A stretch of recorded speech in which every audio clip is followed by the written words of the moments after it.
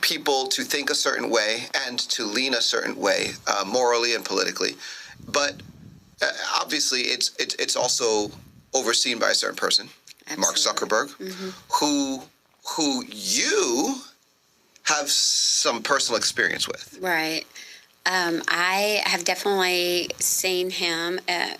He's younger than me, so when I was in rituals and being programmed, they were already grooming him and really preparing him because they have demonic ways of knowing what your personality type is, knowing what your giftings are, and then they try to pervert all of that. So they were ahead of time deciding this is the person we're going to use for disinformation, for really controlling the masses through media, through mind control, really, is what it is. Because if you present something enough, then it's going to have an effect on a person. So I definitely saw him being hurt, and I saw his place on the grid, like his place in this scheme of things, because they have things planned out, decades in advance of what, it's the long game is what they're in for. So he was already being pretty much overseen by Soros. Soros was kind of a figure that was a presence in all the programming, a presence in all the torture, kind of overseeing all of it, really running a lot of what was going on. But he was specifically in charge of Zuckerberg as a child to make sure he was in place to cause that disinformation. Wow. Where or in what kind of facilities were you observing this? There, mainly with this was more of a like a military type of situation. It's normally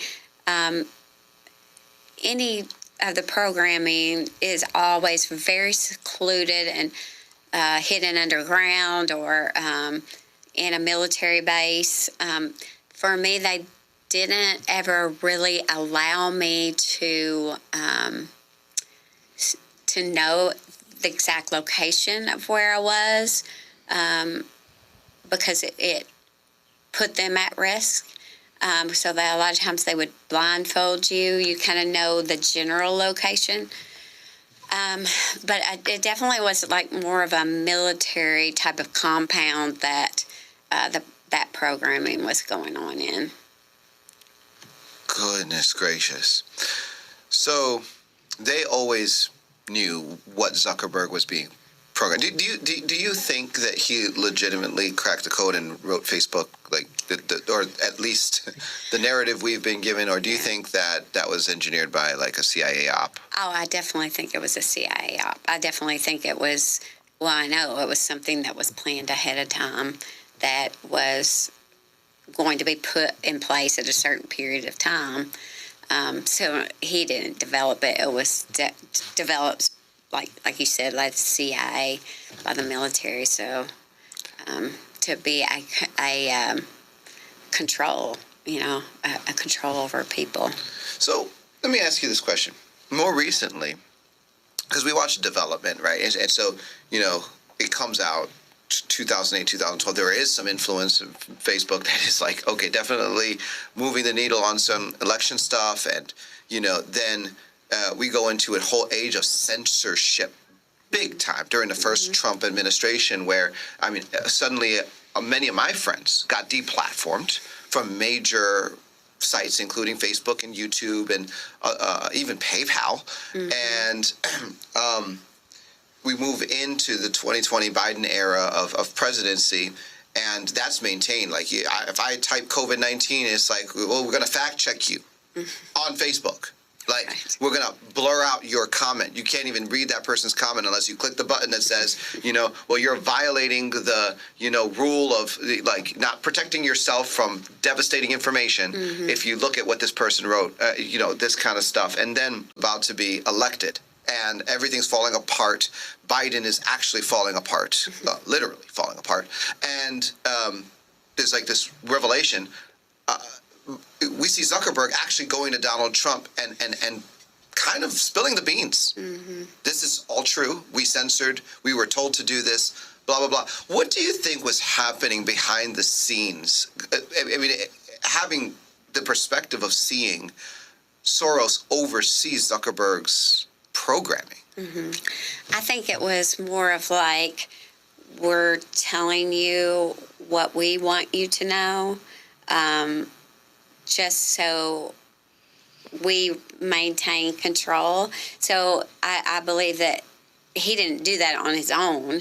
He was sent there to do that, and he was probably sent there to infiltrate at some point, at some level, to try to cause disinformation, or like Satan does, and like they do because they're like him, like a nugget of truth amongst a huge lie. So I think that he gave them enough of the truth to where he could continue to kind of go in his programming and what he's doing to kind of get by and stay in the good graces of them. Of course, he's, I'm sure, still getting programmed. So he's completely controlled by them. Do you think George Soros is untouchable? Oh, I know that Papa God's bigger than him.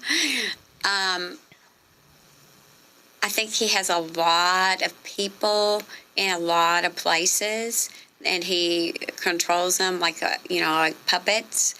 But I am seeing some like things that I never thought would ever happen, as far as exposure and like things crumbling.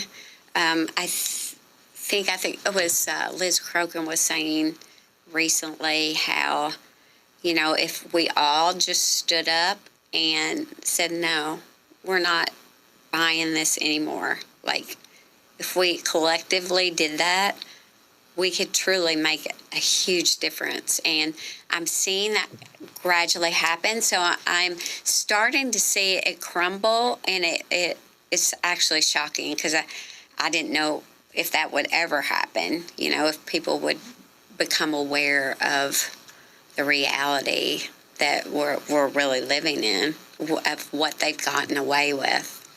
Wow. So, a couple of years ago, we did a whole episode on Jeffrey Epstein and what they don't want you to know. I mean, that's kind of what we called it, and it actually got quite a bit of attention.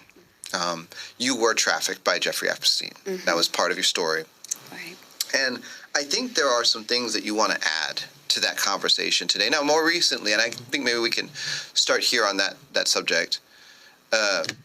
We were told by the director of the FBI and others that Jeffrey Epstein killed himself. End of story. Thoughts? I definitely don't think that is the whole story. If possibly somebody forced him to do that, but I don't think at all that he freely did that. I think somebody else is controlling the narrative here. I don't know about Cash or, Dan Bond or whoever else it was. I don't know, but I feel like there's just a whole lot more to the story because there's a lot of huge players. There's too many, like the cameras were out, they didn't get pictures at that time.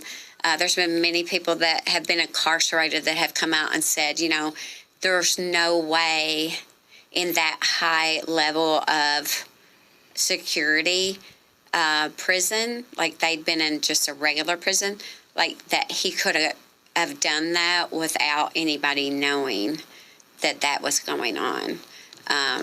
But I think there's a lot that is at stake here for a lot of high-level people. So I'm praying that all of it will be exposed.